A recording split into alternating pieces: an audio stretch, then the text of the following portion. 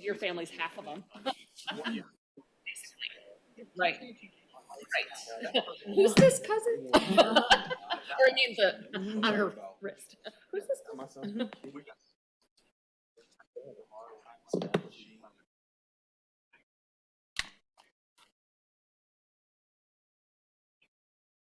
Oh no.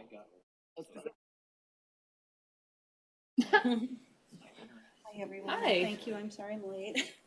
We voted to wait. Oh, thank you. So I guess my last meeting. We voted to suspend the rules and change the term limit to an extra term. I don't think We've we can amended do the that. Constitution. The chair has to entertain that motion. I don't think she's gonna. There was a gaveling. There was a gaveling. But you should have done that before I got here, because now it's too late. You missed your I did use the gavel actually. Oh, okay. All right. I am very sorry that I was held up at work a little bit, and so I'm late. So I'm ready whenever you are. Are we good to go? You're good to go. Okay, let's call The to public is order. clamoring. I see that. Seriously. I'm sure they're all tuned in online. I'm going to call the January 12th, 2026 first meeting of the year of the Meridian Township Planning Commission to order at 6:42 p.m. And we'll start with roll call. Actually, I'd like to take a quick moment and just welcome our new commissioner.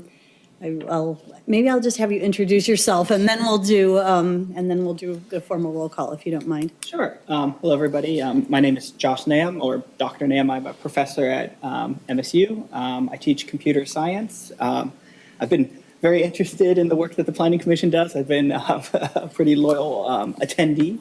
And I'm happy to join the group, and I have a lot of ideas for self-improvement as well as things that perhaps the board might take on if it makes sense. But really happy to be here. Thank you for having me join. Wonderful. We're happy to have you. Glad that the board put us back to full complement again. So obviously Commissioner Nam is here. Commissioner, how about McConnell? I think I'm here. Okay, Vice Chair Snyder, Present. Commissioner Rombach, Here. Mr. Brooks, 60%. Commissioner Curtis, Here. and the chair is here. So we have everyone. Thank you. We're at public remarks. We have no public to remark. How about a motion to approve the agenda? I move to approve the agenda. Thank you. Second. Commissioner Curtis moves, Commissioner McConnell seconds. Any comments? All in favor, please say aye. Aye. Any opposed? All right, agenda is approved as written. Approval of minutes of the November 17th, 2025 meeting. If someone would make a motion. I move to approve the minutes of the, well, I can't see the date, whatever the last date. November 17th. November 17th. November 17th. Thank you. Thank you, Commissioner Second. Brooks, seconded by Commissioner Snyder. Any comments or, okay. Seeing, hearing none. All in favor of approval of the minutes of November 17th, please say aye. Aye. Any opposed? Okay, those minutes are approved as presented. We have no communications. Is that still correct? You have a handout in front of you, letting you know of upcoming joint, or the all boards meeting that the township board does every year. Thank you. Oh, this is, I'm looking at the wrong thing. Perfect, thank you. And that is, can I say the date out loud? Oh, please, yeah, Okay, it's February 10th. And I think we have our next meeting that we can take stock of who's going to be there and who will represent the board Okay. and all of that, if that's okay. I'll make that a other business discussion. Okay, perfect, Okay. thank you. Yeah, and I think there's a due date for RSVP, so if folks have gotten that, please handle that separately and just let us know. All right, public hearings, we have none. We have no unfinished business, so we are down to item 9A, parking ordinance discussion. A drum roll, please.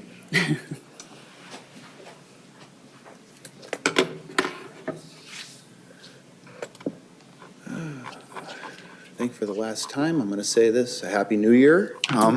We've moved in, it's the 12th now, so. You guys, last year, did a couple updates to the parking ordinance. We worked on the landscaping, we worked on the parking number regulations. Staff has been working on the parking ordinance behind the scenes for a long time, and we let you know that we were gonna just bring the rest of it to you. There's a lot of nuts and bolts that's left, not big pieces. So let me zoom in on this a little bit, and I'm just gonna go through very quickly, give you kind of a high level, give you some highlights, what, you know, what we've kind of suggesting. This is a starting point, and I'll just take it from there. Section 2 here, there's a floor area definition in the parking ordinance. There's also one in the main section in the zoning ordinance in the definition section. We might remove that long-term if otherwise, by inserting this sentence here, it makes it consistent with that other definition. That's a discussion we can have, not a big deal.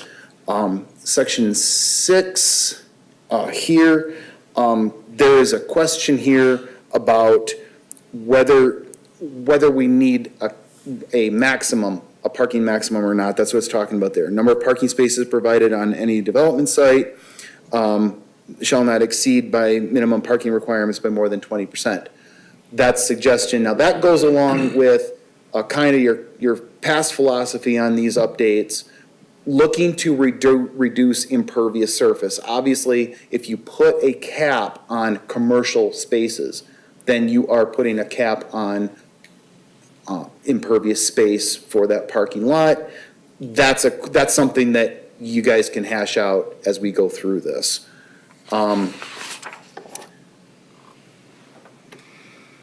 Up in the top here, this as the language kind of goes over here, for existing buildings, the Director of Community Development may permit reduction of combined parking requirements by up to 25%.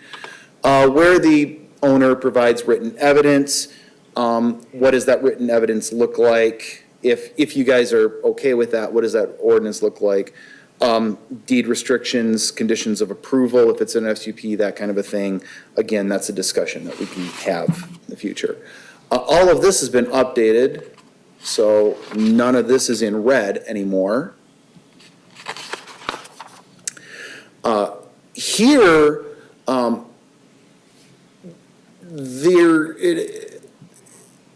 staff had previously thought it would be a good idea to to duplicate the information on number of required accessible spaces on a development. I can tell you recently, this number here, this one space needed for up to 25 and the 25 to 50 requires 2. That's legit, but this information appears in the Michigan Building Code. So whether it needs to appear in 2 places or not, it makes it easier for developers who are who I'm sending, who says, hey, can you send me your parking ordinance? Here's our parking ordinance. They know, but on the other hand, an architect or a landscape architect, whoever's doing, or an engineer should have access to that anyway. So if you guys like this, we'll just make sure it's consistent. You may also want to just put language in there, accessible spaces as defined in the Michigan Building Code, because if the building code changes and ends up with different numbers and the zoning ordinance has numbers and we suddenly have to do a text amendment, you know. But just food for thought in the future.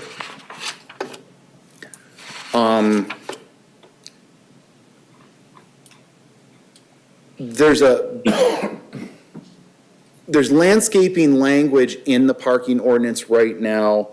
There's a lot of clarification and consolidation going on here in all of this red text. No, I don't think there's anything particularly new, but it is streamlined and easier to read. Take a look. If you want to go after different landscaping standards for, this isn't the landscaping, this is,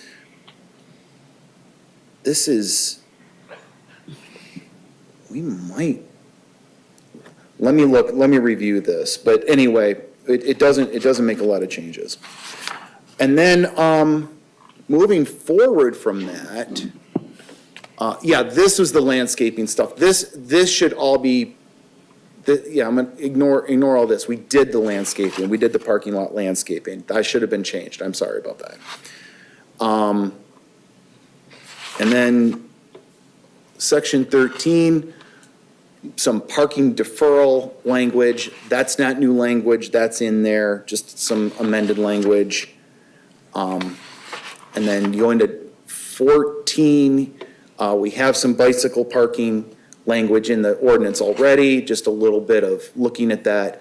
We might come back later with more bicycle stuff, but we can talk about that if you wanna really go after this hardcore. And then staff is suggesting let's add a new section to address electrical vehicle stations and has some proposed language in there for your discussion. I don't have anything specific to say about anything right now. If you've read it and you have questions, I can talk to you and answer questions. Otherwise, we are just at the beginning of a discussion phase and not even thinking about when to schedule hearings and things like that at this point. Commissioner Romback and then Commissioner McConnell. Just a general question. I noted a couple times, it looks like the Director of Community Development is being empowered in a couple sections. So I'm looking at specifically page 21D. And then there was another section. Can you give me a section number? Probably. So this would Or be. here, you said 21. Yeah, You're page. going off the PDF. Yes, I'm gonna. Okay. D. Looks like the Director of Community Development was added here as an authority, and then also, there was another instance, hold on. Also, looks under section 8. My question isn't on any of these, but is it common that the Director of Community Development has such authority? In this case, yes, because remember, the Planning Commission doesn't review site plans. Correct. So if something comes in and it doesn't require a special use permit, but it does require site plan approval, the Planning Commission isn't going to see that, so the Planning Commission isn't going to be able to take action on a deferral. Do you see what I mean? In that case, the director is the overseeing body. Okay, yeah, because like I said, I just caught a couple areas where. That's what's going on in those cases. Okay, yeah, similarly, page 23, parking reduction also permissible under some. Right. Some split process based on the Director of Community Planning or Right. Planning Commission based on the circumstances? Yes. Okay, so this is a common practice? Yeah. Okay. Yeah. Commissioner McConnell? Yeah, I was just gonna, two things, nitpick, Community Planning and Development Director of Community, the name. I'm sorry? The title changed a couple of times, it was shortened to Director of Community Development. And other times it reached Director of. Community Development Planning Director. Development. Okay. Yeah. And also, I, of course, will want to dive in fully on the non-automobile parking Of course. portions. And as you were introducing, I saw sort of the preamble, had inserted bicycles as well as motor vehicles, and then there's a separate section towards the bottom. And I was curious, do we have something that clarifies for the first-time reader that most of this ordinance language on parking spaces is directed at motor vehicles, so that all that stuff about numbers is all about motor vehicle parking, whereas the non-motor vehicle or other vehicle parking is addressed later?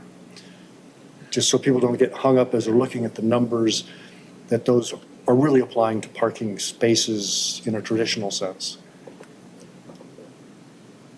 Forgive me, so you're looking for like language at the beginning of the ordinance to let people know that I'm this not applies to sure where it vehicles? goes, but the section, like 2 on to whatever it is, 7 or 10, when we get into the bicycle parking, that all of those sections relate to sort of traditional motor vehicle. Okay, And at the same time, as we're finding out very quickly on the MSU campus, there's a whole lot of things that get parked in non-motor vehicle parking that we're trying to call micro-mobility or something like that, because people end up parking all sorts of things at bike racks these days, and they're not all bicycles. right.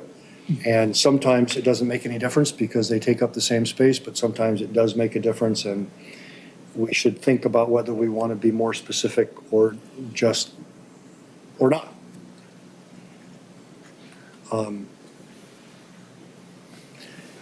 You know, we've seen some huge changes, just for background, on campus. We spent a couple of years, 10 years ago, figuring out how many car parking spaces to convert into moped parking so that the mopeds weren't clogging up the bike racks.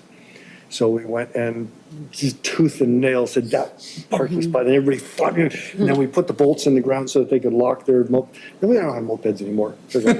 I noticed They're all that out by scooters. Jennison, yeah. And they don't park there, they park at the bike racks, which for the most part isn't a problem except for the really big ones.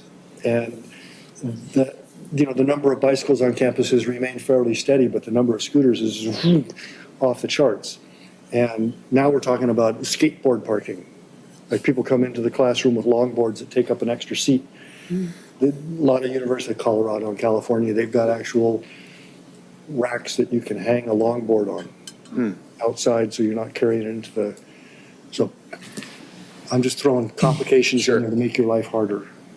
Well, it's your life. You may suggest changes to staff. We live here too.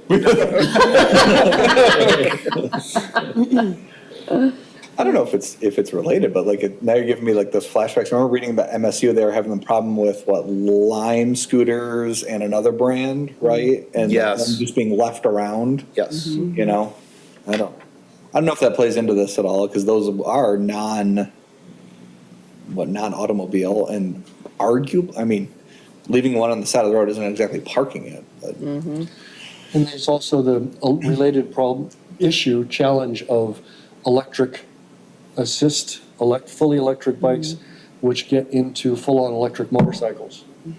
So on our river trail, we've got people going 40 miles an hour on electric motorcycles, and that's not a parking issue until they park at a bike rack. Right. I'm just encouraging us to think about what sort of things we're seeing here in the township, which is obviously very different from campus, but some of our township borders campus and has all those associated vehicles coming back in the evenings. And we didn't think about that when Hannah Lofts was built, right? We had parking spaces per bed and all that stuff. And, you know, there's bike racks and things, but where do all the scooters go? It's almost like it would almost behoove us to think about a category, because almost what you're saying with MSU is you attacked an issue with mopeds a couple years ago, and now you're left with the motorized scooter, right, or something else, right? So it's like going after something on motorized scooters seems foolish if this continues to evolve every 2 years, right? Because we're just rewriting it. It's like, so can you create a catch-all category about all other types of parking without it being onerous? And I think that kind of gets to some of the things, like I've heard Commissioner Brooks ask a lot about sort of maximum and minimum parking and limits and trying to kind of not discourage development, but kind of limit some of the impervious. I think I'm attributing that to you. I hope that I'm doing that correctly. Oh, I definitely am Yeah. a fan of that. But I guess I'd be curious to know if you feel like the proposed changes really get at the things that you and the staff have seen come up in recent developments. You know, have we had too many parking spaces required and that was an impediment? Or have we had not enough and they wanted more? You know, like, do you feel like the changes you've proposed hit at the things that you've seen recently? Well, we do have existing language in our commercial districts for parking maximums. Right. Famously, Trader Joe's got a variance to go beyond that, and that would always be a mechanism if somebody thought they needed more. Okay. Generally, and I can speak for all the planners in the office, when I say this, in the course of our careers, we don't see developers asking to build more parking. They don't make any money on those, right? The argument is typically, you're asking for too much, can we do less? I don't think it would be a burdensome ordinance, and if you got somebody in who said, I think we need more, here's our data, go to ZBA and get it, and they've shown a willingness to talk about that. Okay. Does that answer your question? I think it does. I just want to make sure, like, this is based in real-world experience that you've seen. Yes. And trying to kind of address issues that you think will be helpful to I'll answer your residents and question. developers. I'll answer your question in this way. There's a couple developments that have happened historically in this township, in the big box area, that maybe wouldn't have as much parking if it came in today. And I still think would have adequate parking. Does that make sense? It does. This codifies that. Okay. I mean, there's many big box retailers that I've been to just this past weekend that I've never seen the parking lots full, Yeah. like, ever. Yeah. But, so I'm giving you the flip side though, so let's be really honest here. If Trader Joe's wants to come somewhere, people are gonna modify whatever you need to get at Trader Joe's, right? Because people want Trader Joe's, right? People back in the day wanted the big box stores. Yeah. And they have the economic gravitas to move it, but like, I think more about like because my bugaboo has been restaurants, right? I want better restaurants, that's one of the things. It's like, Right. if a restaurant wants more or less, like, they might just hear no, because they might think, well, nobody's ever gonna change it, right? Like, they're not gonna change for a small mom and pop restaurant the way you might do a variance for a big box store. So like, that's only my thought, is like just something that would allow some flexibility for not just the big box stores, but for, smaller things or smaller types that we need. We could look at like a minimum, like anything, how am I saying? Because you Let me think end up playing through with a that. floor ceiling idea, right? That's ultimately Yeah. either the floor of this many or the max at here, right? Right, Like, right. And how do you play within that structure? And, I think we could use a few better restaurants around here. That's just me. Are you, Commissioner Ronwick, are you saying that you think that there's a parking issue with restaurants? I would not want parking to get in the way of us getting better restaurants. How's that? On either end of the spectrum? Correct. Since I've been asked for real world examples, that has not been a problem. Okay. Like, I guess Panda's our last restaurant that's come through here, right? Yeah. And they were a special use permit because they had a drive-through. They want to drive through.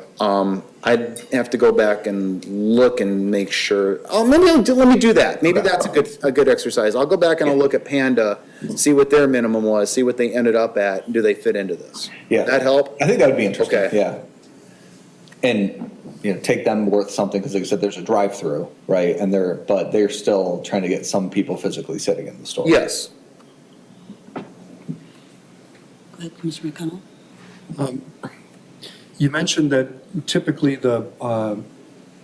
we tend to focus on trying to reduce over-construction of parking, and that applicants typically aren't trying to overbuild. Yeah. So that's at the maximum side. My understanding is that the minima are there to protect an adjoining business from having its parking used. And that's why we have these mix of land uses create staggered periods where that Right, shared parking. right.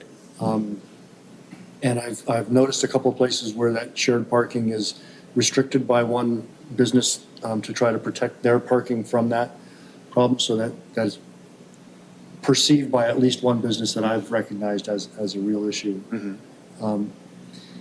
A couple of observations: the bank in the Hobby Lobby parking lot replaced dozens of parking spaces that were never used.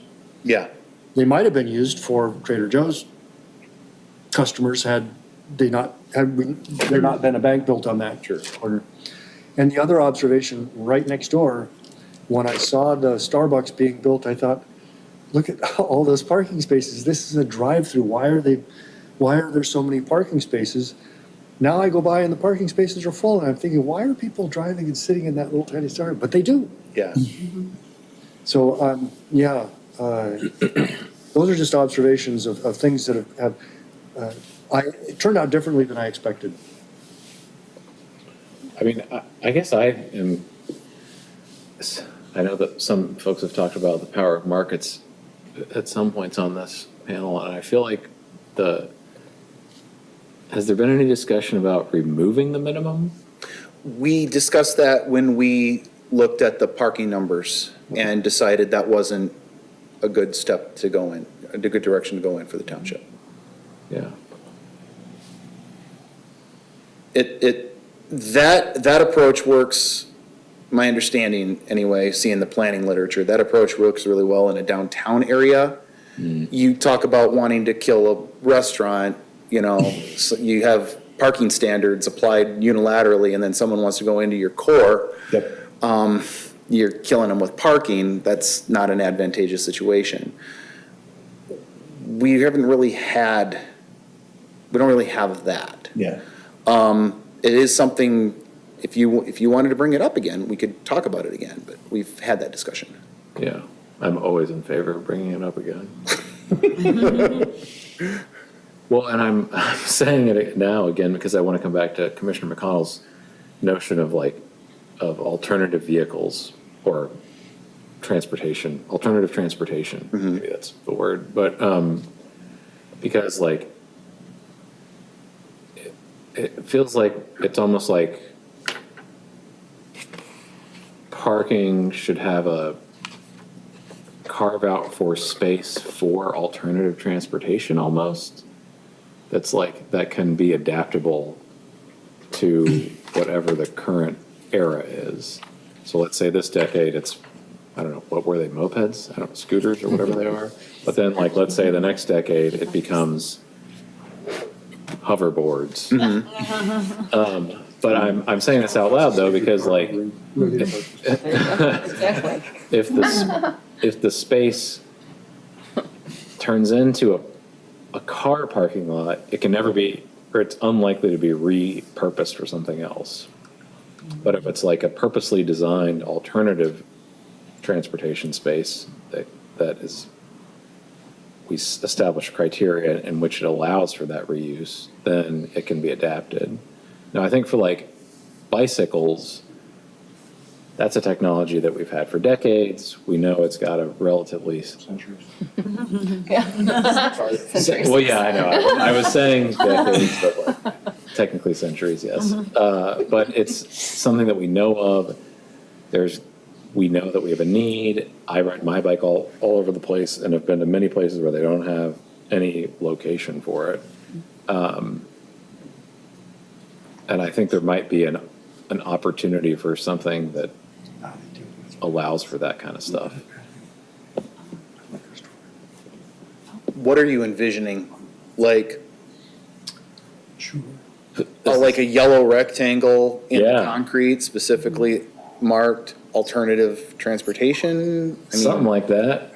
Yeah, like that people can park mopeds or whatever it is that is meant specifically for these things. Well, a moped can park in a parking spot. Sure, yeah. I'm not- Taking that on the road. Right. But the issue though with that though is that then it takes up one of the full vehicle parking spots. Right, it's a vehicle, just like a motorcycle. It's a small, moped steps up to a motorcycle. If you step down from a moped, now you start talking about where should these go. And I think the conversation that I'm hearing from Commissioner McConnell is, should e-bikes be in the same spot as normal bikes? And so far, that answer is yes. If you want staff to look at that, alternatives to that, we can look. Cargo bike with a trailer. You'll never fit in a bike rack. The what is? I'm sorry? A cargo bike Cargo bike. or a bike with a trailer, you'll clog up an entire bike rack with one vehicle. You were talking, I think you guys were talking about recumbent bikes too Yeah. earlier. Yeah. Common Yeah. bikes. Which I suppose you could wheel up and just take a parking spot, I think the challenge is kind of what you said about the moped parking on campus is, you have these what ifs and you start sort of planning towards those things when there's, it's sort of chicken and an egg. If you're trying to encourage their use, you need to make it easy to use them. And we've done some things, I think, with road diets and changing of lanes, striping and things like that to build bike lanes to encourage safer use of at least bicycle transportation and other, non-car. But then when you get to where you want to go, you need to be able to put it there. But again, do you take up all of the other parking spaces for the possibility of a bike with a trailer or a recumbent bike? And then not have it, where is that tipping point that it, if you don't build it, they may not come. but if you build it and they don't come, and then other people might not come either because they can't find a place to park. And so it's finding that fine balance between them, or making it possible for multiple uses to Yeah, make everybody happy. I want to give you an example of a recent conversation we had, as a matter of fact, since you brought that up. And it's not non-motorized, but it's EV stations. Talking to a potential applicant for a development that has not been submitted for yet. We did ask if they were planning on doing any EV stations, and their response was, when we see a demand for it, we'll convert a couple spaces to it. I'm wondering if you're gonna get that response if you start, like, it might, if you do go up the route of alternative, I'll just call it alternative non-motorized parking for now. I wouldn't prescribe it, I'd just make it available? Does that make sense? Incentivize it, like you Yeah. can get like the parking, what you've got showing on the screen right now, Right. you can reduce the overall requirement if you're willing to do some of these Sure. other things that we would like to see incentivized. And I think there were points Okay. when we're doing like mixed-use development where the numbers could change, or you could, more favorable points towards you in your MUPUD Yeah. application, if you were willing to put in some of these amenities. Yeah, and we do that with our bike parking, you're Yeah, right. We can yeah. get a reduction in your vehicle parking if you do extra bike parking, that's right. Okay, staff will look at this and Yeah. see what we come up Like with. how those things intersect, and maybe, because are there other places in some of those other sections of code that we need to look at, because they also deal with parking, that we might want to try to align or Sure. work together, yeah, or things Okay. we already are doing. I will join the chair in saying that's a great, I like incentives. I think that's a great way to do it. So what do you need from us? Like just more thoughts on things to consider, or specific questions or comments on what you've put forward? I've got a list of stuff to look into. I'll supply a more robust memo answering your questions. And then I'll update the draft, based on this conversation, and bring it back for further discussion. Sounds good to me, yeah. Are we done with this? Only if you're done. If you have more to say, please say it. Okay. I have a few comments Sure. Please. Okay. before we wrap up on this. I seconded Commissioner Rombeck's comments on the Director of Community Development. Yep. It just seemed odd to me that different places that the director was able to do that, given that we scrubbed that kind of language from the Village of Namoka last year. Was that last year when we did that? Yeah. Because the Village of Namoka there was specific language in there where the director had permission to do a number of different things. I don't remember the specific, I remember taking that reference out. Yeah. I can get that answer for you, but it wasn't the same type of either or situation. Okay. It was like, it wasn't, this is an SUP or this is a site plan. It was asking for an interpretation and giving two different bodies the authority to make that. I will specify that and I Okay. will get back to you. Thank you. That one Yeah. just gave me pause, given what we did with that. In section 9, I'll let you finish your note, Mr. Shorkey.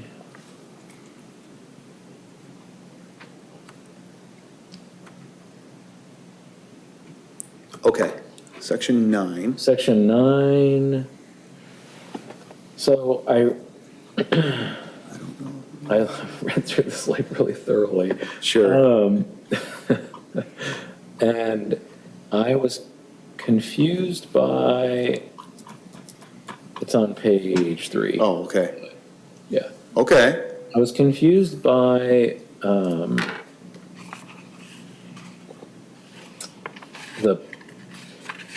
okay, so we're talking about parking restrictions so we've got off-street parking Right, And then there's discussion here of parking on non-paved open space. right. It's prohibited. You cannot park on your front lawn in a Right. single-family residence. Unless there's a tree. Unless there's a tree. No, just- Oh, unless there's a tree and you can, We have that, a lot of this codifies this a lot better. You can see the struck out language here.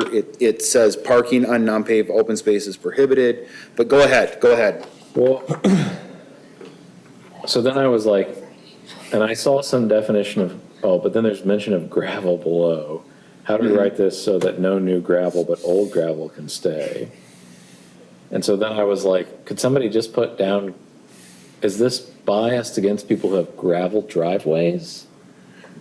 It's grandfather. It's on paved or gravel driveway. Or or biasing Oh. against use of gravel as a driveway? Oh, okay, so the blue language, let me explain what you're seeing, and then Go ahead. there's the red language, the red text is original, showing text change, right?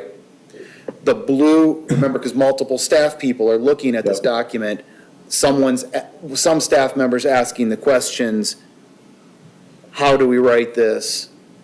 If the planning commission's interested in addressing that, that's fine. What we currently allow gravel residential driveways. So that's a Okay. comment, not a Go ahead. proposed edit.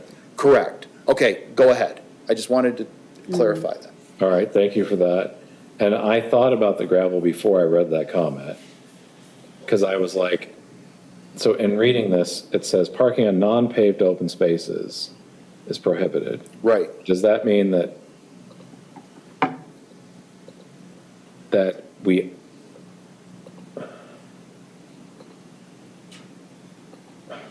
I guess what's confusing me here is like, is it that gravel driveways can, Continue to. I don't, it's like, there was like a difference here between paved versus non-paved. Okay. And I'm just like, why do we care about the difference between gravel, paved, or non-paved driveways? If you look at subsection A, where it says parking on non-paved open space is prohibited, and we change that to parking not on a driveway, that's not how I would phrase that, but do you see where I'm Yeah. going with that? Yeah, Is that the hang-up you're having? Because I think I can see where you're coming from. In A, it says parking on non-paved open space is prohibited, and then in B, it talks about paved or gravel driveway. right. I'm seeing a contradiction there. I think B is addressing front yard parking, so. Right, And it has to be you can't cover more than 35% of the front yard. right, And it looks like whoever was writing in blue is saying we don't want driveways that aren't paved unless they're grandfathered. We don't want gravel driveways unless they're, am I reading that correctly? Yeah. yeah, I don't know who's making the comment. And I wonder if that's for environmental reasons, because aren't they allow like motor vehicle fluids to seep into the ground. It's environmentally not as, it gets into the wastewater, I don't know. I'd have to look into that. I don't know where So- I don't know the origination of the Yeah, question. As I read this, I see, in A, it's saying you have to park in your driveway. And it- Yes. And then B is saying your driveway can only take up 35% of your front yard, and that's the only part of your front yard you can park in. Right. You can't park on the grassy area or anything. Neither of those are new standards. Right, I'm looking Okay, at the okay. crossed out language, and that Okay, is similar. This is just putting it in like an A, B, C, D Mm-hmm. format. And making it a little clearer. I really look forward to staff's explanation for how we parse paved gravel. And my sense is that initially that was at least partially driven by a desire to contain things that drip off of cars from going into the soil. But obviously, it goes through gravel. So that rationale starts to fall apart. My sense is that for the most part, that exists, and we have a case in my subdivision recently that eventually parking on grass becomes parking on mud. And once it becomes parking on mud, it becomes an eyesore. And this is an aesthetic issue kind of wrapped around an environmental issue. And I think we should be intentional as we think about this in what is it we're trying to accomplish? Are we trying to limit impervious surface? Are we trying to limit soil pollution? Or are we just trying to avoid muddy front yards?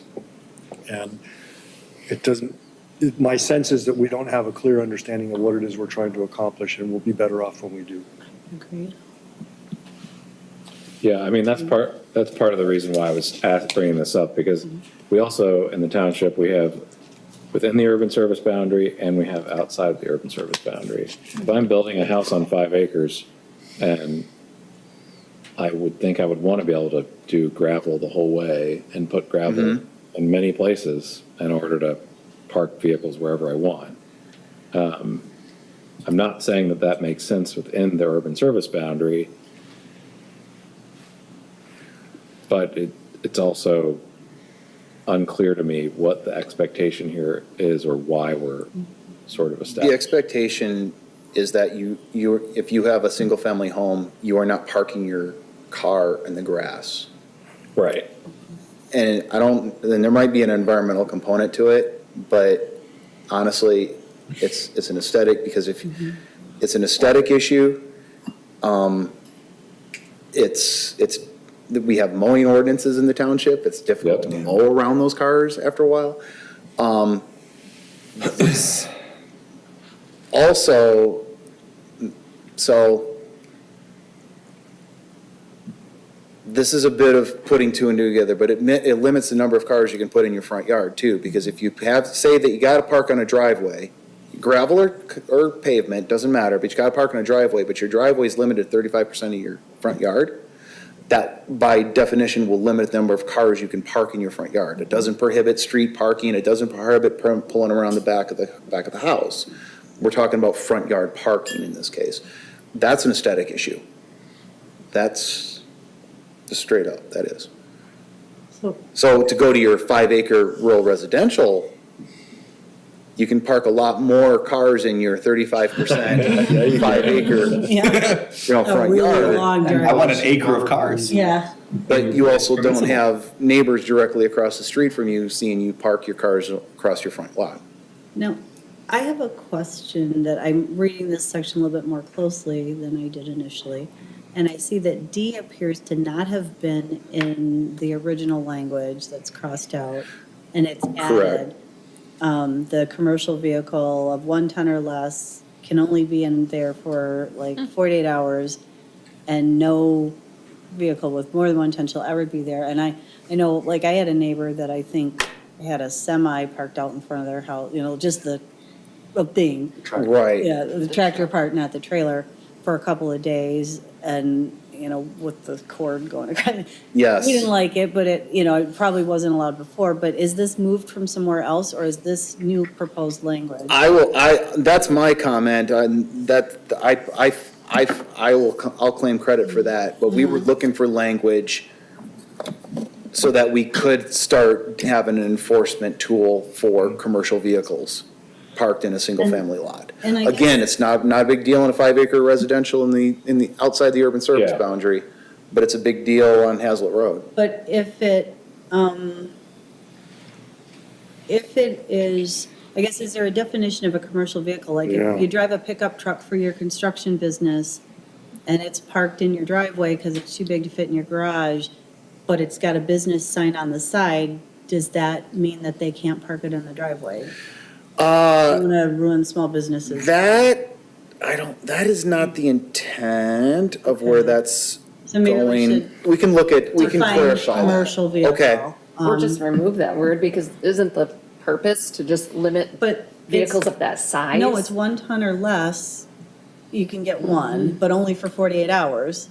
consecutively. And if you if you operate a home-based business with your contractor truck with your name on the side, like, Well, that's a 1-ton truck is a yeah, pretty big I mean, yeah, truck. like a pickup truck. I So is mean- that meaning that we don't want them to do that? And if that's not what we want, then we need to figure out how to write that a little differently. Well, this is letting them drive home for the weekend. It's 48 Right. hours, right? But like if they park there overnight I guess 48 consecutive hours, if they're gone every day and then they're only there on you're right, yes, it might not exceed 48 hours Yeah. unless they're on vacation or Yeah. something. And I'm not a truck guy, but I believe that a lot of fifth wheels that people use to pull their motorhomes and their boats are rated for a ton or more. Yeah. And that seems to me like taking a big chunk of buying a code enforcement officer a huge headache to go around. But this I think says that's right. commercial, so Yeah. again, we need to Again, define if what it's got a sign commercial on the side, means, if you- yeah. yeah, that's We just need to make sure that we're regulating what we want to and not Okay. what we don't want to, so. Okay. We just need a little more. So I guess careful my language. question is then, is the issue the aesthetics or is this an issue of like the size? Because to me, it shouldn't matter if it's commercial or not. If we're, that's what I'm trying to understand. What is the actual issue that we're trying to address here? Well, and there's a read of that sentence, no commercial vehicle, comma, truck, comma, and or trailer. So the argument Oh. becomes is that an inclusive or non-inclusive, Ah, right? good Is point. commercial does not continue through that sentence, right? I would make an argument that that comma, truck, comma, those are separate things regulated. So it's a commercial vehicle or a truck or a trailer. Yeah. Commercial truck or a commercial trailer. No. That's No, how, the that's how commas it's. Our lawyer is saying it's Then, not. then commercial should be in front of truck and should be in front of trailer. Yeah. It should. Staff can do that, but, okay. All you need is a creative lawyer. Yeah.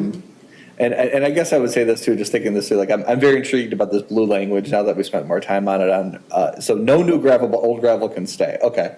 So I own my 5-acre farm. We'll go back to this one.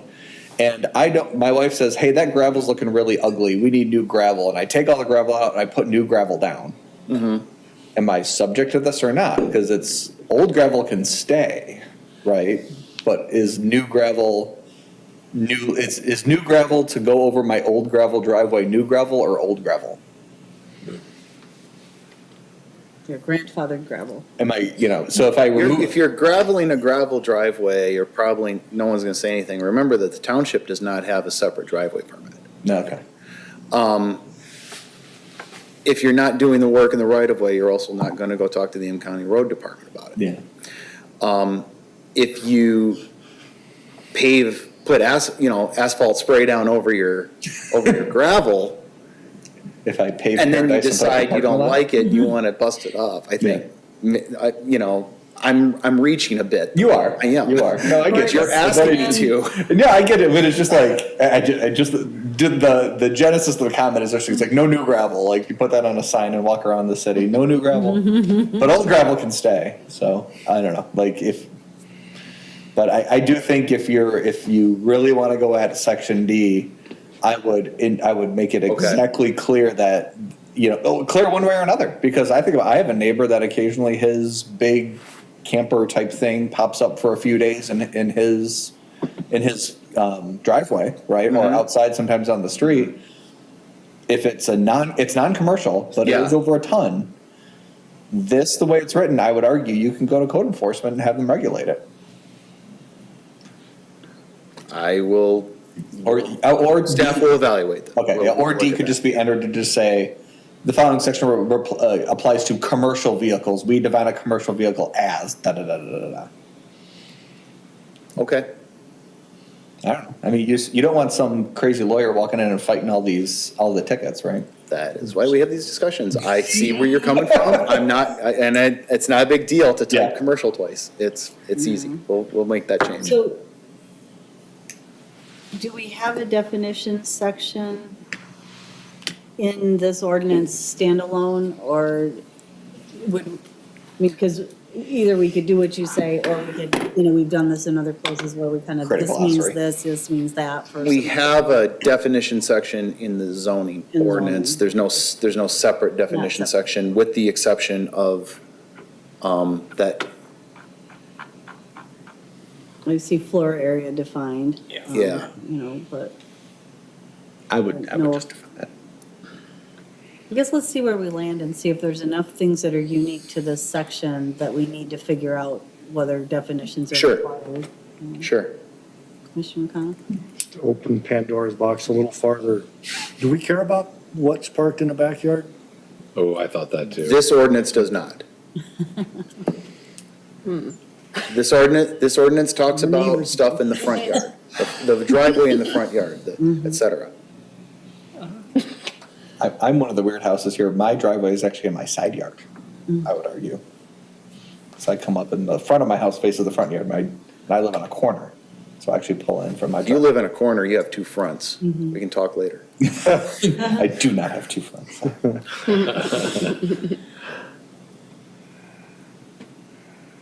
Yeah, that we're not going after people parking their car in the backyard, to my knowledge. Doesn't section 9A prohibit parking on the grass in the backyard as well, though? 9A says parking on non-paved open spaces per. So, yes, you can go in the backyard, you still have to put something down. You can't just Okay, yeah. leave your car there to slowly sink into the dirt. Okay. It's a good point. So I shouldn't say we don't look at it, but it's not, we don't have You don't restrict. it's not the same No. driveway standard. Pave your entire backyard and call it. Right, Okay. right. I mean, yeah, so technically somebody could build Not a okay. driveway that covers 35% max of the total front yard that goes to the backyard, Yeah, and the backyard could be entirely paved. As long as it doesn't go. you do get to a maximum impervious coverage For the whole inherent lot? in the zoning district. Okay, all right. Yeah, So I am enjoying this conversation, by the way. But I really think that there's having grown up in a rural area, and family members would park their semi trucks that they were tractor trailer drivers. They would park them on holidays and over weekends. I can't help but imagine that there may be people like that in the township. There was someone in my neighborhood And- for a while. Not mine. Park them in the yard? Yeah, or park them, Verification. yeah, or on the driveway. Okay. And I don't know if there's like a difference here between the urban service boundary and not. It just feels like there's something related to that that's in this part of the ordinance. And there's a difficulty here with the section D that needs to be thought through. yeah, I got some notes to that, But, but all right, moving on. if you wanted to talk about,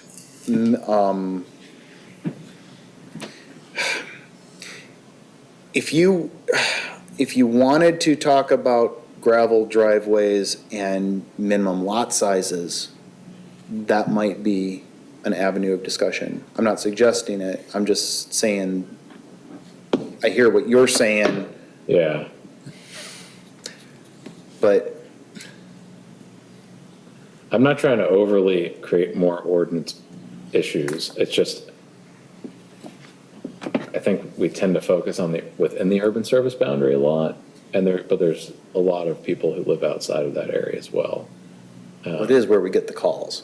I'm just saying. Right, yes. Because there's more people there, probably, but. All right, so on pages 3 and 4,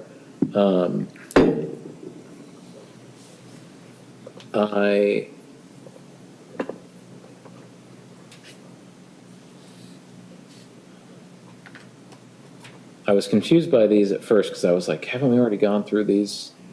The which ones? Pages 3 and 4 where we talk, with the table that Oh, I basically see. talks about the use. Those aren't changing though. They're not No, changed. they're not changing. That's what we already did. Yeah, they're not Use by- changed. I see what you're saying down here. Yeah, That 3, that 4, okay. yeah, those pages. Yeah, all of this is updated language that has already gone through the process. If it will help you, I'll just take that language out. No, that's okay.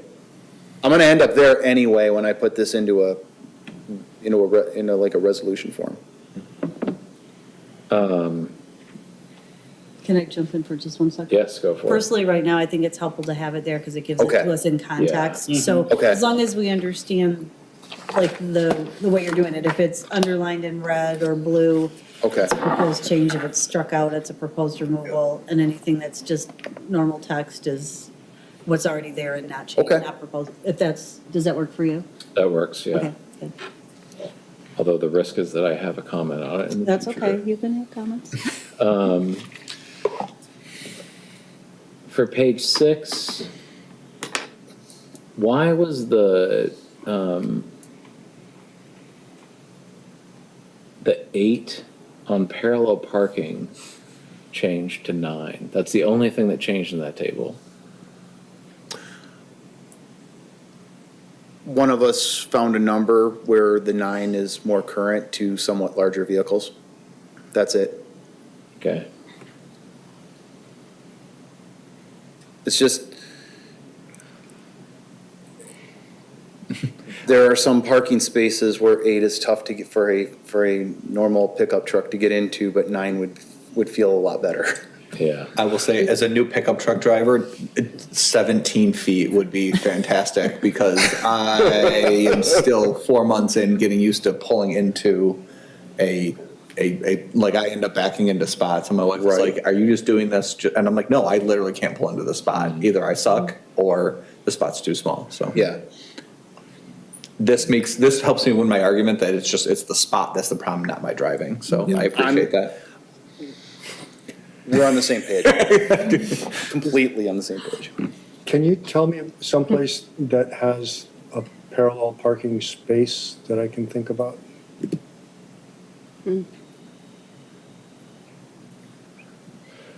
No, In the township? not parallel parking. It feels like something we have very little of. Bluegill? Yeah. Isn't No, that's sometimes angle people park That's on angle the, parking. well, but not right out front, but if you go around, well, they got rid of the, there used to be street parking there though, that was, Yeah, I can't think of it. Doesn't mean we won't have it in the future. Yeah. There might be some of that proposed in the future as Hazlet Village moves Four forward. Corners plans at some point have had Yeah. parallel parking Yeah. proposed. yeah. Yeah. But I can't think of a spot in the township that,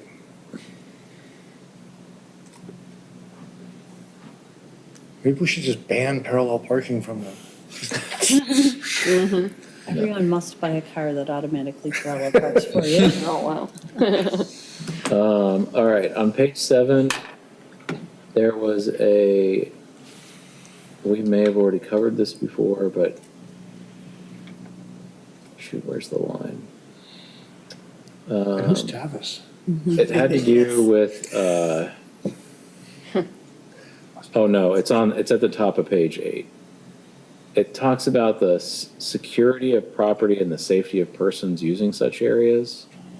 Illumination. Yeah, illumination. So Okay. it got me thinking, do we, and I was thinking about definitions, do we actually define what that means? What? Safety No. means anywhere? Not, Or security? not unless, it makes reference to chapter 38, and that is our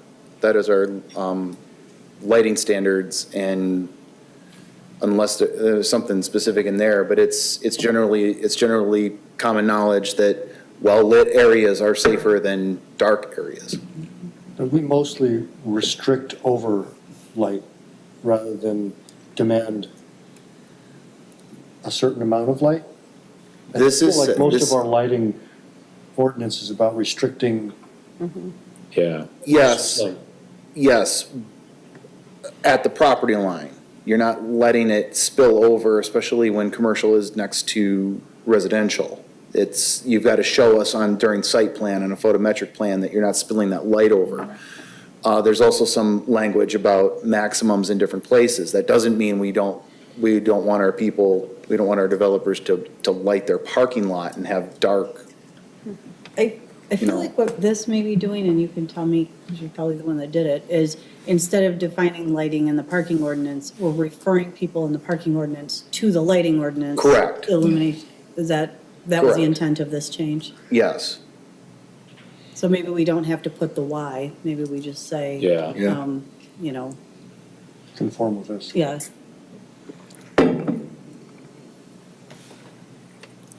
Okay.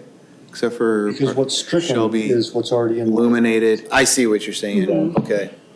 we don't have to say why we're doing it, we're just saying do it. Top of page 8. Yeah.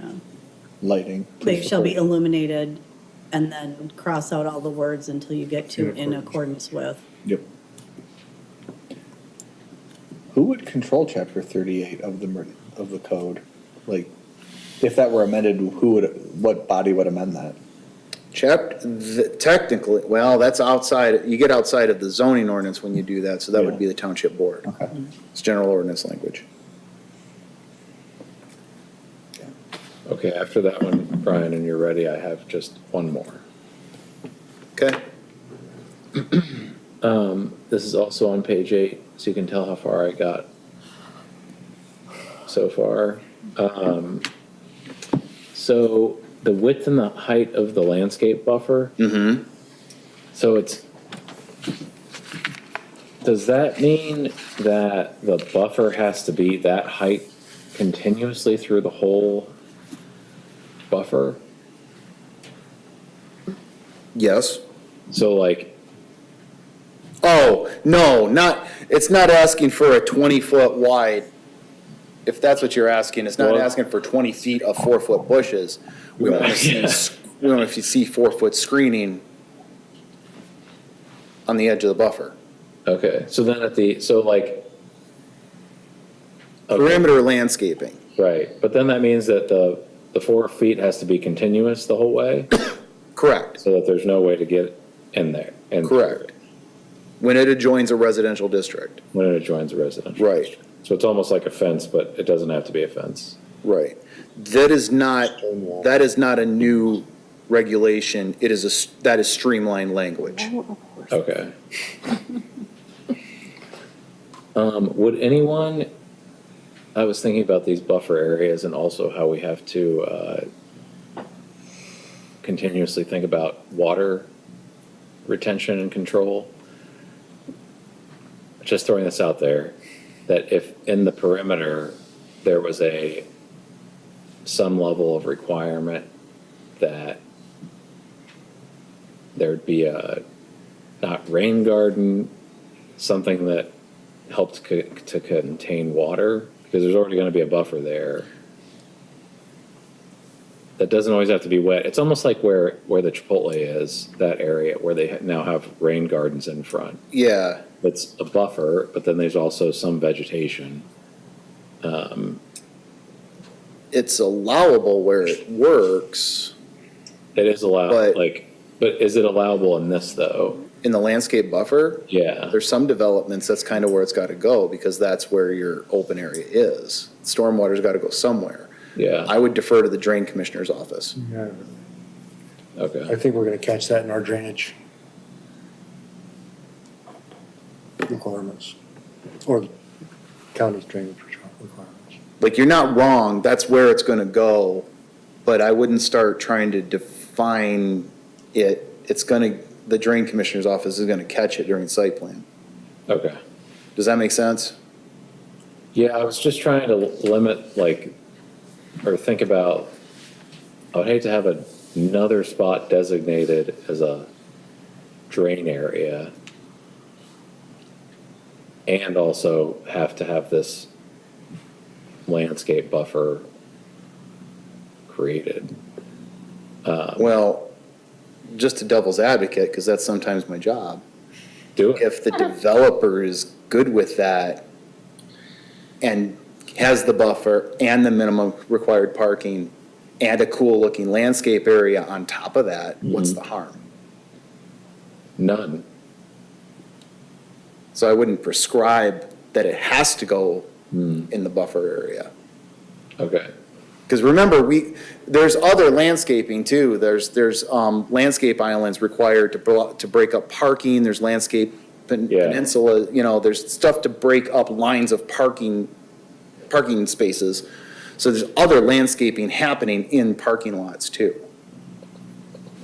Okay.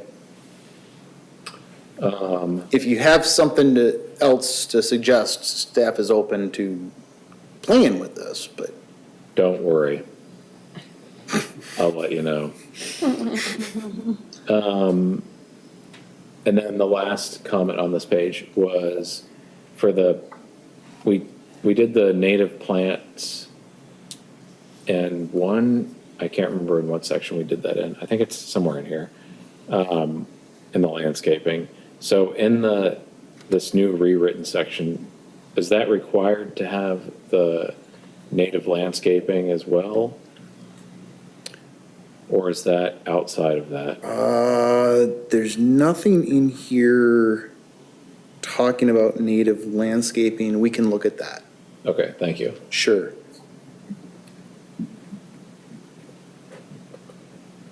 My particular interest was just that anything in the parking ordinance that relates to landscaping, obviously people could submit a alternative or variance for different landscaping, but try to keep it native. Let me see what we can do with that. All right, thank you. Sure. Everybody, thanks for listening. Thank you. Anybody else have questions, comments, thoughts? Okay, thank you very much. I think you've given me a lot to work with, I hope. Yes. You can bring it back when you're ready. And I guess we are on to 9B, the 2025 annual report. Thank you for putting that Can I together. take one more bite at that issue? Oh, If you could, Okay. just for the sake of clarity, when staff is adding a comment to the document, if they can do it in a comment bubble rather than as oh, in line. a parenthetical phrase in the text. Oh, okay. Yes. There's also a setting in Word where you can tell track changes to ignore all of the formatting. I will go through and clean those up. Thank you. Yes. Sure. You don't have to accept them, you can just tell them, don't show those. Okay. Yeah, Makes it easier for us to process. Sorry. awesome. Thank you. All right, now on to the 2025 annual report. Okie dokie. This will be a way shorter conversation. You hope. You've just jinxed us.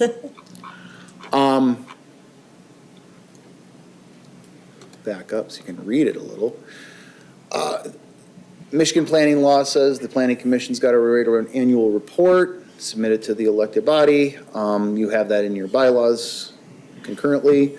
So we go through this every year. Not a lot to say. It's pretty nuts and bolts. 2025 saw 27 new applications, a little bit down from the year before. 12 of those were reviewed by the planning commission. We also report on variances, number of variance cases. There's a chart here that shows all the different cases. Bear in mind that not all of these are planning commission, site plans commission reviews. Those are like land divisions, things like that.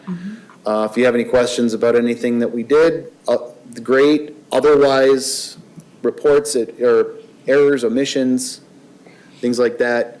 Otherwise, a simple motion will approve this and it can be submitted to the township board. I move to adopt the annual report. Thank you. Moved by Commissioner McConnell. Is there a second? Second. Second by Commissioner Rombach. Any discussion about the annual report before we vote? Could I ask staff to just scroll back down to the ZBA? Okay? The cases? Yes. Okay. Here we go. And I believe that also continues on to the next. It does. Yeah. And I do that simply to remind us that of the sorts of issues that one might normally expect to come to the planning commission, but that end up at the ZBA because there's a specific variance being requested for a specific place, and it doesn't rise to the level of a rezoning or another action that we would normally take. And I'm a little bit sensitive to that because the same thing happens in the Environmental Commission domain where we review wetland use permit applications, but when somebody says, I want to build my deck 2 feet into the wetland buffer, that ends up going to the ZBA. And unless we communicate, we don't know that those things are happening. And it's not that it's wrong, it's just that if you're not aware of the process, there can be a whole lot of bits and variances, changes, exceptions to our ordinances that we don't necessarily think of or see. So we've got a bunch of setbacks, second wall sign. Yeah, I would, and if you can go back up again. sure. This is the nature of these. Looks like 3/4 of them are setback Yeah. encroachments and a couple are non-conforming signs. And if there was a ton of non-conforming sign variances, we might be concerned that our sign ordinance was problematic. We could choose to look at why are we seeing so many applications for variances to setbacks and see if there's something wrong with our ordinance, but I'm curious if staff thinks that that would be in any way productive. There were a total of 12 ZBA cases. They're different if it were 12 side yard setbacks in the same zoning ordinance or same zoning district, maybe, but this isn't. These are different cases. They're all different districts. I mean, I don't have that information in this report, but it's not, we're not feeling like, oh my God, we got to do something to tweak this or something. Thanks, that was it. Thank you. More, Anybody else have comments or questions? sorry, morbid curiosity. So Playmakers needed to go to the ZBA to repair their sign? So, very common practice, it's in our zoning ordinance, if you've got a nonconformance and you do something to remove the nonconformance, you can't rebuild the nonconformance. They needed permission to rebuild the nonconforming sign. People would have. And of course they got it. gone ballistic had they Yeah. changed that sign. Yeah. No, you can't have that shopping cart. No, it was just morbid curiosity. Like I was aware of the hubbub around the sign, and I'm glad she moves now.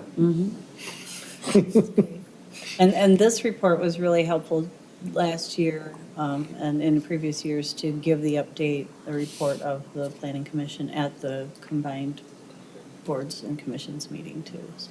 Whoever ends up with that Whoever it is, responsibility yes, this year. whoever will be doing that.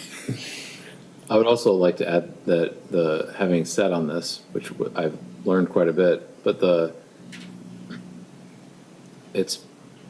so I learned that the variance sticks with basically the object that's being built. So like there was one instance where somebody wanted to build a bridge over a culvert to connect two properties that they owned. And it was like, this seems like an odd variance to request, but it sticks with the actual bridge that's getting built. And so it's related to the shopping cart lady. The variance is only for that sign. Correct. And it got me rethinking the variances. However, I have also thought about how different groups have come before us and asked for sign variances. And most of the township businesses don't seem to request those variances, and they seem to be doing just fine without them. And so in some ways, I think that at least variances could be given more leniently in a way that maybe is not necessary. But we could also change the code as well if we needed to. But those are some things that I've learned on that. Thank you. Any other discussion, or are we ready to vote on the motion? Okay, all in favor of accepting our annual report for 2025, please say aye. Aye. Any opposed? And you did say simple motion, right? Did I Yes, need to that's do fine, a- that's fine. Okay, Absolutely. thank you. We'll get that communicated to the board. And then, so I'll just say for the record, that was a unanimous vote. No opposed. Thank you, motion carries. And then we're at 2026 officers and appointments. Yep. By your bylaws, every year at this meeting, you're going to select a chair, a vice chair, and a secretary. Terms of office commence from the date of selection for 1 year or until a successor has been selected. You do have a chair term limit in your bylaws. Commissioner Shrewsbury is reached that term limit. You do need a new chair. You also need to elect a vice chair and a secretary. And staff has taken it upon themselves to look into your zoning board of appeal appointment, if you don't mind me. Okay. Your new commissioner, Ms. Naum, came off the zoning board of appeals. It is required you have a zoning board of appeal representative from the planning commission. Staff has talked to Mr. Brooks. He is currently your ZBA representative. He is fine with being replaced by Mr. Naum. It seems like a very natural fit in this case. So staff has no other suggestions on which way you should go, but does strongly suggest that as a course of action for your ZBA rep. Thank you very much for doing the background on that and for both of our members for their conversations related to it. Should we do the officers first and then the appointments? Or? At your pleasure. Okay, so I guess that this is the point at which we would take nominations for the position of chair for this coming year. Is there anybody who has a nomination? And I guess self-nominate? Yeah. Commissioner McConnell? I would like to nominate Commissioner Snyder as our next chair. It's very kind of you. I am going to decline that nomination. Okay. I was actually going to recommend, I was having a hard time between two people, and since you nominated me, I'm guessing you don't want to be nominated. That's right. I'd like to nominate Commissioner Romback for position of chair. Commissioner Romback, do you accept that nomination? Is there I a second the second? nomination. Thank you. Okay, moved by Snyder, seconded by Romback. Are there any other nominations Thank you. for position of chair? Do we have to do a roll call vote? Do we vote on them all together? Do we vote on a slate or do we vote in? I can't remember how we've done this before. I'm sorry. I should have asked you this before the meeting. You can vote separately. You don't have to do a slate. Yeah. I don't know if it gets that specific about it. I don't think it does. Yeah, I mean, I think if there is only one nomination, I would imagine we can just do a. I would all in imagine, but favors. if you give me a moment, I'll pull up your Are you saying like bylaws. all of them together? All of them together, and do we need to vote Gotcha. like one person, everybody says aye or nay? Right. Or can we just say, everyone say Not a aye roll and call, all in just- favor say yeah. aye? Let's see here. Hearings, notice, purpose, report, did that. Reporting requirements, records, participation, agenda, quorum, meeting, committees. You should have these memorized by now. Oh, selection. So it doesn't really say Yeah. how we, unless you No. go down to the votes section and it It says. just says, let's see, duties of, comply with. Go back down to where it says voting and we'll see if it says how our votes have to be. Yep, you passed it. Did I pass it? Yeah, it's There we right go. there. 5-6, I think. Oh, okay. Yeah. By votes, By voice except vote, except roll call vote will be taken, recorded if all decision made by resolution or requested. So this can be a voice vote. Thank you very Okay. much for checking that. Okay. I wasn't sure. Okay. Might I inquire if our current vice chair and secretary are willing to continue in their duties? I think that's a great question. I'm willing to continue, but I'm also happy to allow someone else the opportunity to. I really, I think this was my second year, right? I think.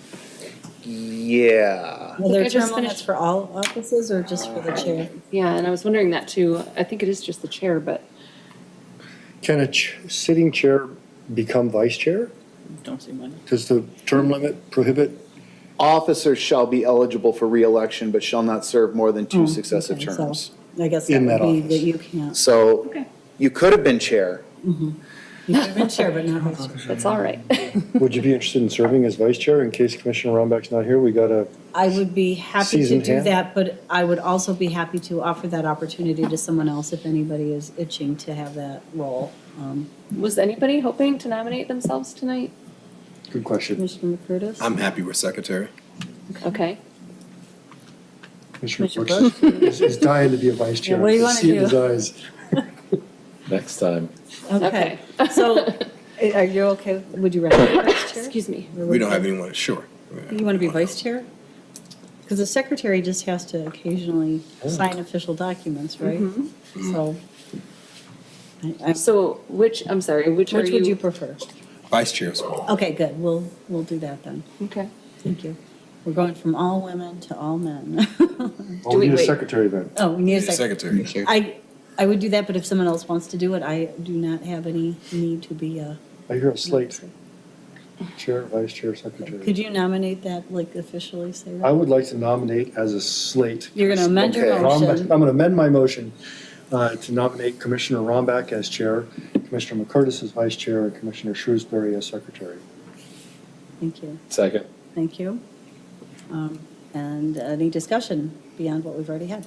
All And- right. In the minutes, this is gonna say, after discussion, Commissioner McConnell nominated as a slate. And I just want to make sure. I'm not gonna try to parse that out. That Yeah. Commissioner McConnell was the one who actually made the original motion, because now that I think about it, I think it might have been you. Yeah, I You nominated you. Snyder, you nominated him, nominated- so you need to amend your motion. I have to amend my motion to make it a Yes, I'm slate? sorry. Wow, I didn't even realize that was my Well, I motion. can offer it as a Okay. friendly amendment. you do not need to offer, you have nominated as a slate, and that is how the Okay. minutes will report this. So Okay. your motion, you withdrew your motion, and he's now making a motion. Got it. Okay. All right, so Commissioner McConnell has moved for Commissioner Romback as chair, Commissioner McCurtis as vice chair, and myself as secretary, and it's seconded by Commissioner Brooks. All in favor, please say aye. Aye. Any opposed? All right, congratulations and thank you, everybody. Good luck. We're here to support you. Look, see ya. Outstanding. All right. And is this where we now move to recommend Commissioner Nam to the zoning board of Yes. appeals? Yep. Second? All right, thank Thank you. you. Any discussion on that one? Do I have to formally, I think these. You don't have to, appointments get you don't have to re-upped do every year. anything. okay, all right. Yeah, it's an annual It's an annual. appointment, so Oh, I okay, think good. as, you know, we just didn't want to take you out of something that you wanted to continue. Tradition doing. has it, you have to offer him your sword. Hands it back. I think cage patch, right? All right. Is there a second? Yeah, That's it. second. All in favor, please say aye. Aye. And that's the only one we have to vote on, right? Everything else is just informally appointed if we wanted, if anybody wanted to Yeah, change yeah, it. you have no other official seats on any of the other boards or commissions in the township. We sorted Okay. that out a year ago. Okay. You know, if there, well, yeah. If there's something that is happening that involves the planning commission, I'll let you guys know if you want to send somebody. Okay. But all of your obligations are now fulfilled Okay. for 2026. And I apologize, I cannot recall, and I should be letting Commissioner Ronback run this conversation, but at one point, I think I had outreach from one of the other commissions, and I can't remember which one it was offhand, but I think I bumped it to you, where they wanted to set up something a little bit more formal, where we had, you know, not necessarily voting on, but like representation with one of the ones that we don't currently have somebody jointly coordinating with, and I can't remember which one it was, but that might be something to look at in the coming year, or it may have dropped, it may I have. remember this conversation that we had. Mm-hmm. I've recently had a conversation with other staff members. I feel pretty comfortable where you're at. Perfect, okay, thank you very much, and we'll trust you to let us know. Commissioner Rombeck, do you want the gavel, or? I think you should definitely gavel your last meeting. Thank you. So, I think we're done with that, let's move to Township Board update, please. Today's the 12th. At the next board meeting, the Central Park Drive apartment development is up for more discussion. I don't know the Crystal specifics of it because I'm recommendation. staying out of that. But other than that, I don't have anything to report on the board. Okay, thank you. Any liaison reports to share? Environmental Commission recently elected Commissioner Yuman Lee, who also serves on the Land Preservation Advisory Board as its chair. Thank you. Anything else? Project updates, do you have anything to share? I don't have any project updates for you. We have a couple developers who keep circling around a couple properties in the township, but haven't pulled the trigger yet. Starting to see some potential action coming, so I'll keep you informed, obviously. I do want to take this opportunity to invite you. We're gonna do the parking ordinance, and we're gonna finish that up. Staff is beginning to look at the rest of the year, what is next. So if you get a chance in the next couple of weeks, take a look at the master plan, goals and objectives, what do you want to get done, what do you want to start working on vis-a-vis ordinance updates, planning projects, looking at specific areas of the township, stuff like that. Staff's interested in your feedback, otherwise we'll probably come at you with one or two ideas. Thank you. That sounds great. No public remarks, any commissioner comments?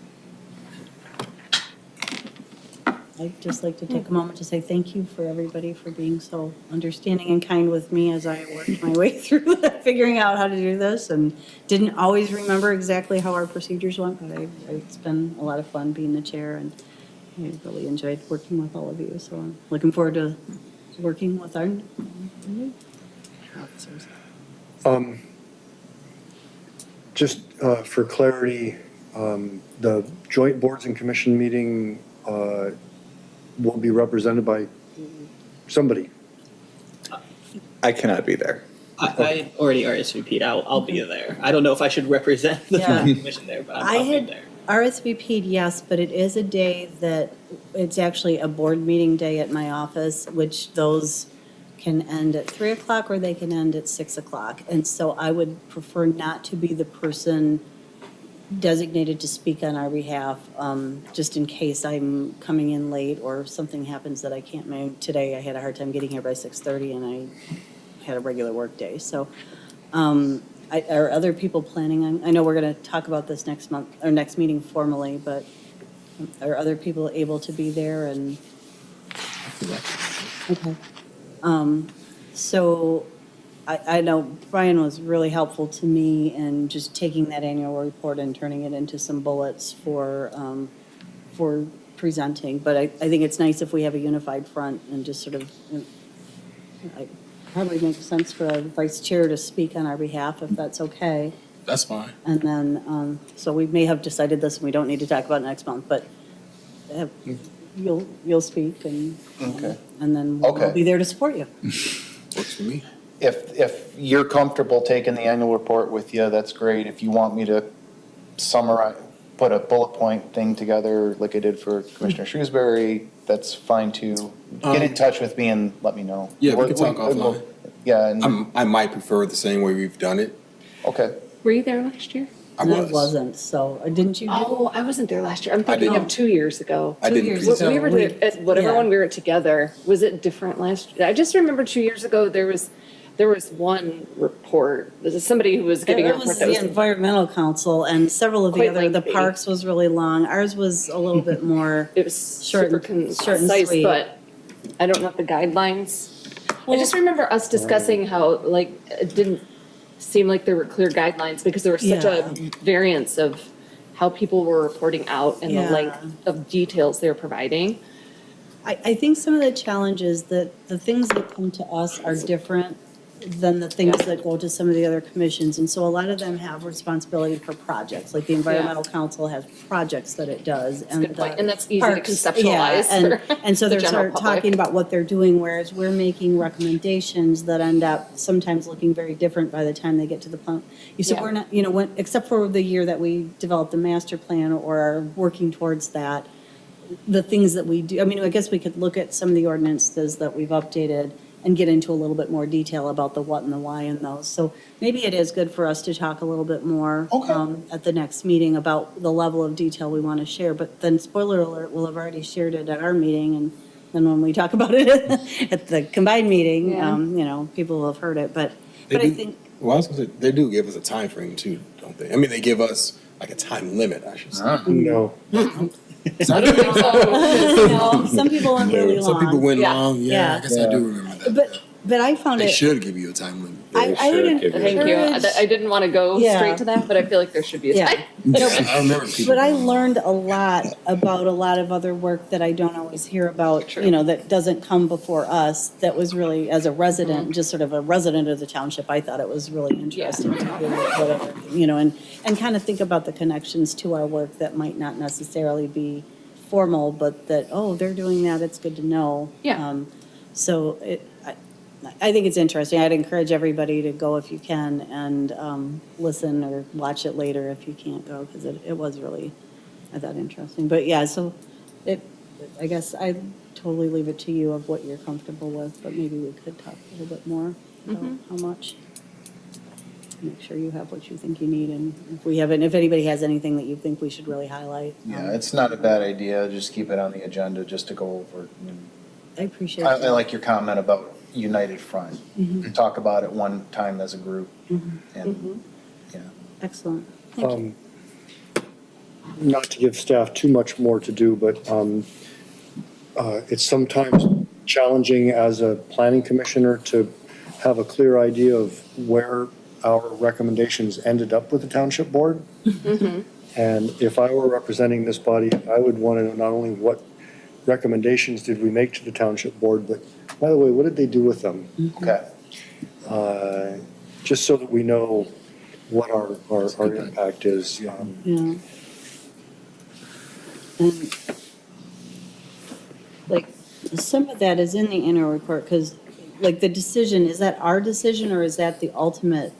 You know, some of them are ours and some of them, I guess I was just assuming that if it was approved, it gets. Those are your actions. Those Okay. are your actions. Okay, so yeah, that would be good to know the outcome. And Sure. then particularly for the more high-profile ones, I think it'd be neat to have just enough list, a bullet or two of detail to like, this did this, if it's not completely obvious based on, because sometimes it is hard to remember, like if it's been a year and a half since we originally talked about something.